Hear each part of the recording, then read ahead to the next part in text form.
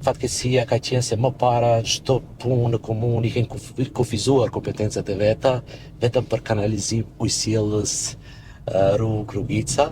Komuna për ato punë nuk duhet edhe të lavdërohet për arsye se kryetari e ka detyrë dhe askush duhet i thotë lavdat se askush nuk i bën nga paratë e veta personale. Kjo një si ti do rrugitim bankomatit kur ti nxjerr parët e tu.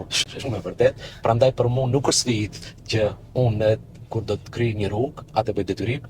Unë edhe në programin tim që do të mundemi në emisionin që do ta zhvillojmë më tej, do t'i tregoj çka janë sfidat, të cilat i kam marrë në këtë periudhë, që kanë qenë drejtor, që i kam parë përvojat me kryetarët që janë pak më të zhvilluar dhe si mund të arrijmë te ajo.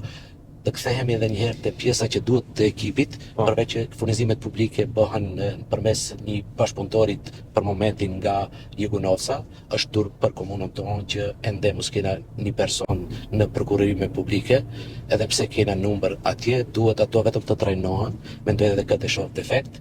Pastaj inspektori i arsimit ka gati 3 vite që ka dalë pension. Mendoj se këtu bëhet koketimi sepse ai vend punës i shpërftuar 20 vetëve dhe tash e mba vakant atë vend pune, vetëm e vetëm për të josh vota dhe me njëherë pas ardhjes time si kryetari i arshëm, këto vende do të plotësohen dhe do të rrisim efikasitetin e administratës.